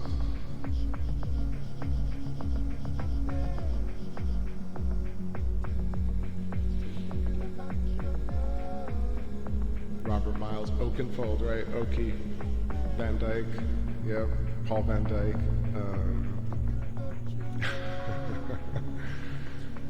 I gotta say, I don't know, Norah Jones, man, that was a little era. Willie Nelson? Willie Nelson's amazing, for sure. Sarah McLachlan is actually a great singer, underrated. Not a big fan of Celine Dion. I mean, I gotta say, like, now I'm kind of listening to, you know, I would have listened to Mahavishnu 10, 15 years ago. Now I listen to,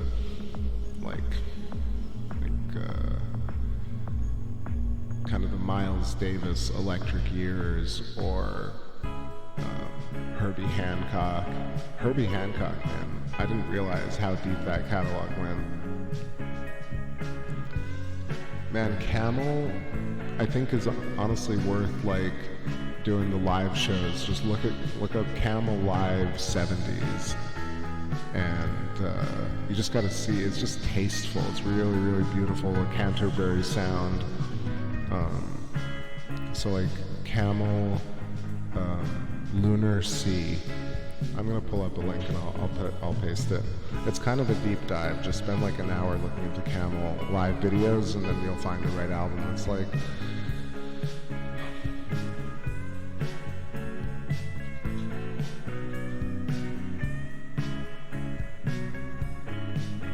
yeah. Here's the whole show.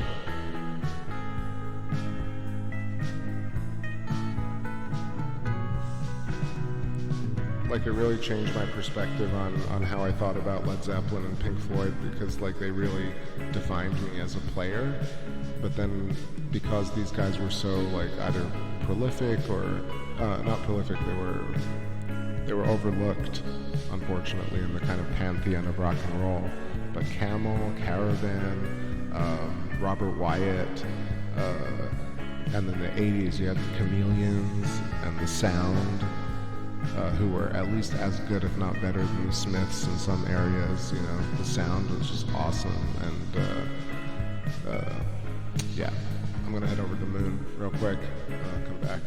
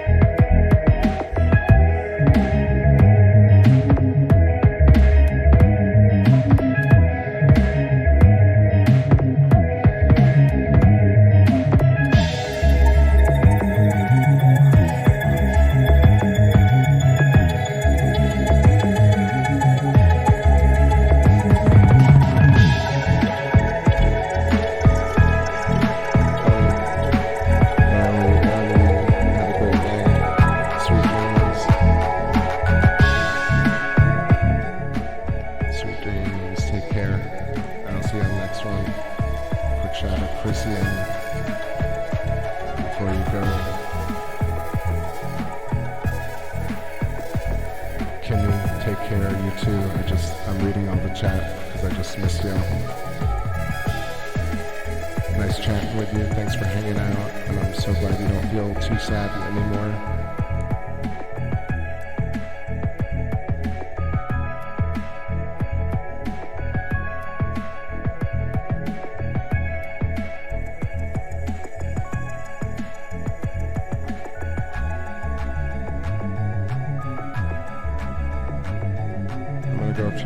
On this last track and this beautiful wide shot of the moon.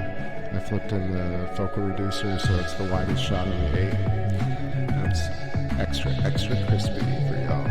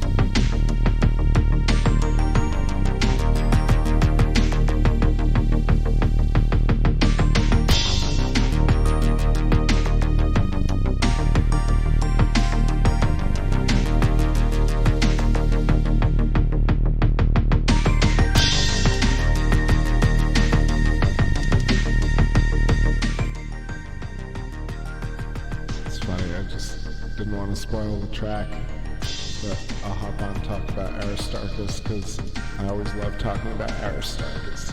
Man, a gamer chair would be good. Anyway, so I got the focal reducer in, so it's the wide shot, which was getting a really crisp, full view of the moon. But now I zoomed in on the camera, and this is the Aristarchus plateau, Aristarchus crater.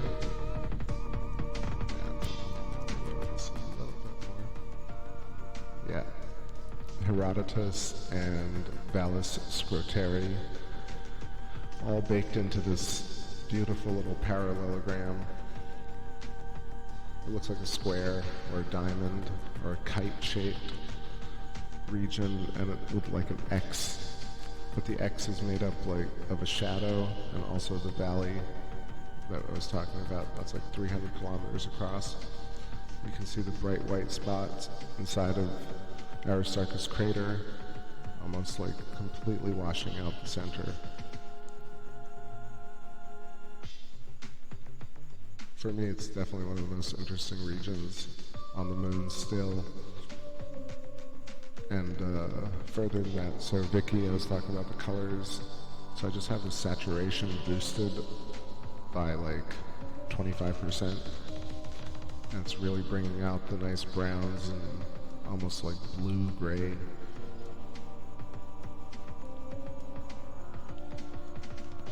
Vicky's saying, what makes it change to the blue-brown white colors? It's exactly as is. Here, I'll zoom out and I'll show you.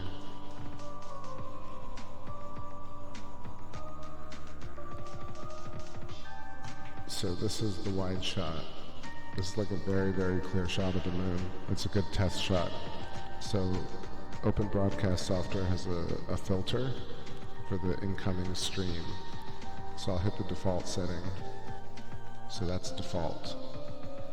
It's pretty much accurate to camera settings. Probably want it on like ISO 200. So lowest amount of signal to noise. And so this is how we typically see the moon. But if I were to just start to boost the saturation a little bit,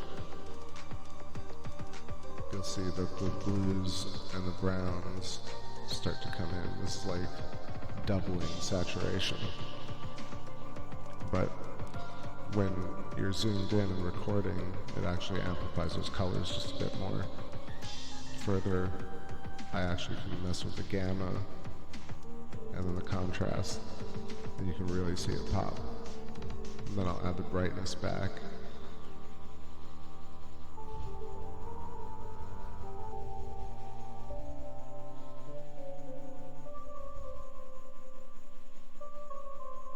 What's up, Zorro? Looks like we can see the moon's insides.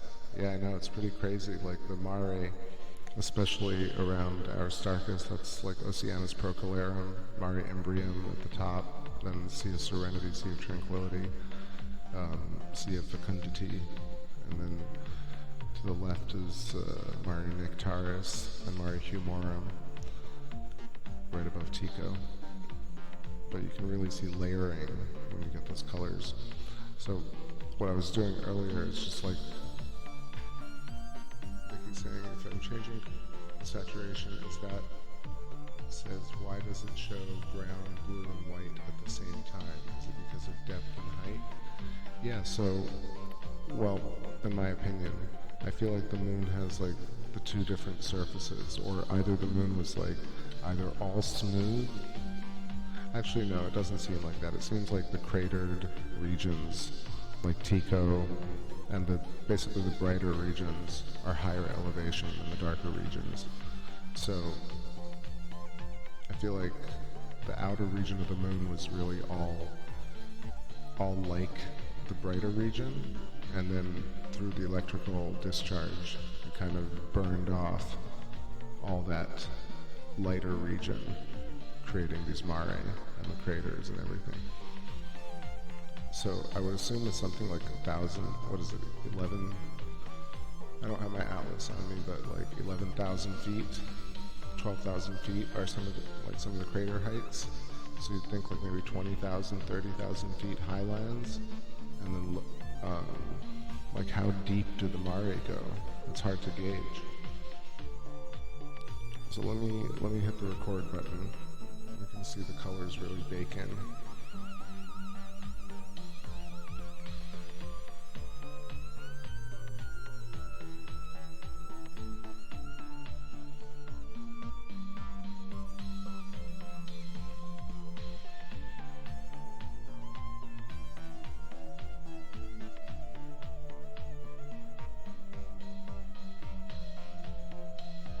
Yeah, typically, like these browns and blues show up, but more so tonight towards the top of Mare Imbrium, and Mare Frigoris is getting some really nice browns that are popping. I think the common understanding is that it's different levels of iron and titanium in the surface. It also could be just deposits, like especially if it's electric arcing, creating like a central node and blistering as it pushes outwards. It's just layers of material being pushed outwards, stratified upon layers, like blisters. So maybe it's just that. And then see, Serenity and Tranquility have two interesting features where like you can kind of see the darker region from Tranquility at the bottom almost seeping in, or somehow like the kind of brown, dark green brown. You'll see the Serenity. Let me know if you need me to point that out, but that's like all the way to the right at 3 o'clock is Chrysium, and then to the left of that is Tranquility, above that is Serenity. So see, the Serenity is like that brown-green, but it has a rim of that dark from Sea of Tranquility almost. It's such an interesting feature. It almost feels like a double lobe feature, Tranquility and Serenity.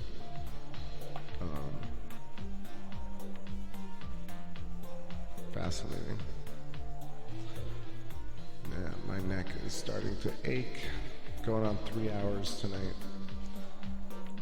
It's so interesting, it almost exactly started at midnight, so 2:55 on the clock, 2:56, and it's 2:57 a.m. Sending awesome vibes out to all of you people in the world, and really crazy, I don't even know what you send to people, or how you even express the kind of grief for what happened in Kyoto, the animation studio. That's pretty horrible. So I wish them the best. I hope it's not, I don't know. What do you even say to that? Except that we're all here on Earth experiencing pain together.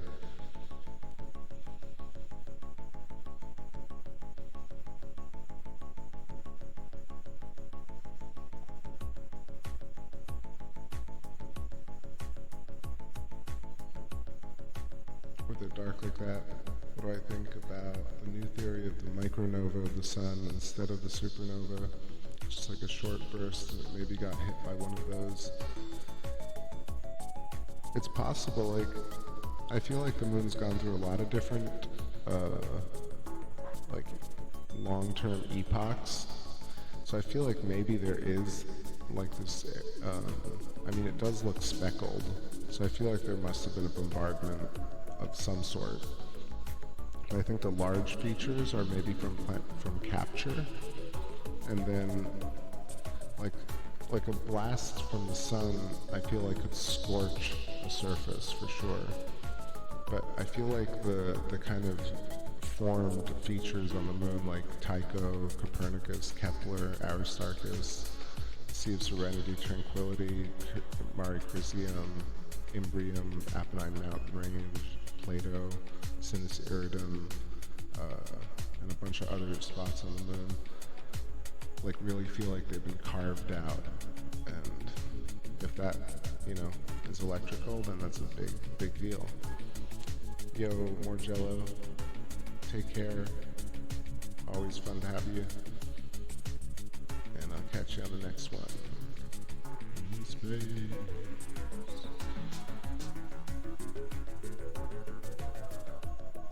Yeah, I'm getting pretty sleepy too, but look at this goddamn shot. Look at this moon damn shot. It's too nice.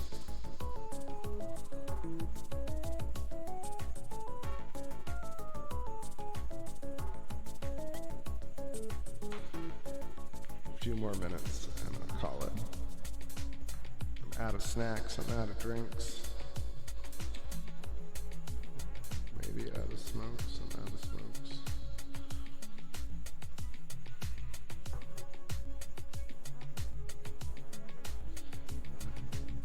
Yeah, like, I just am trying to visualize what a micronova is, you know, versus like, I guess it's like,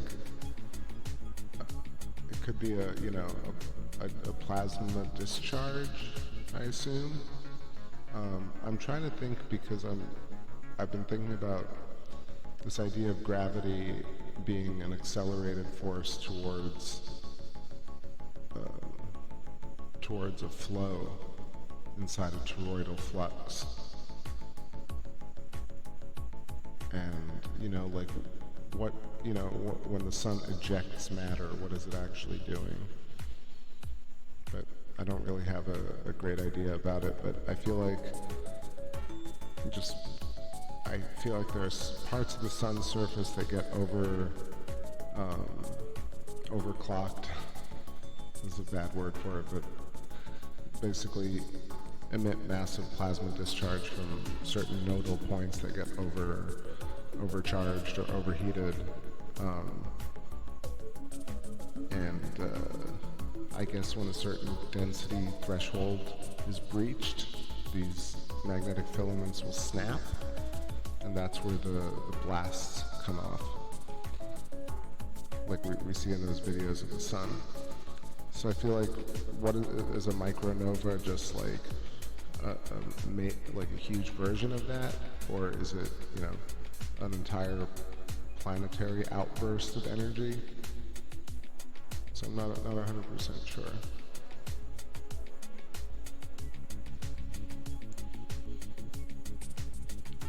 Oh, cheers, Zora. Welcome.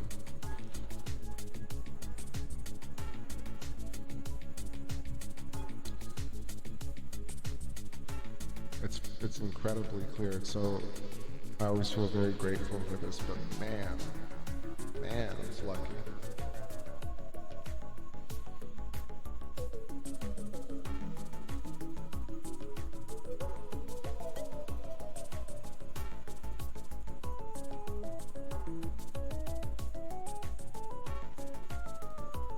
But I really think, like, if you visualize this idea of potentially a hollow moon, you know, that was grown versus formed, like, it really doesn't look like a pile of rubble, like an accretion disk.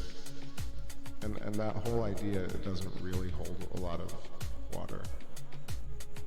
So then, you know, what really happens when you toss that idea out, because you can't test it, so then you're left with this room to think about new ideas or new theories, and this thinking that the moon is hollow and planets are hollow is very cool, and it actually makes a lot of sense in terms of pressure mediums pushing against one another in counter space.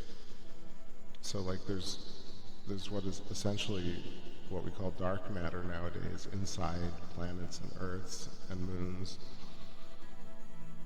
and maybe at the center of every planet and moon is a plasmoid, or like a central discharge that's actually seeding it.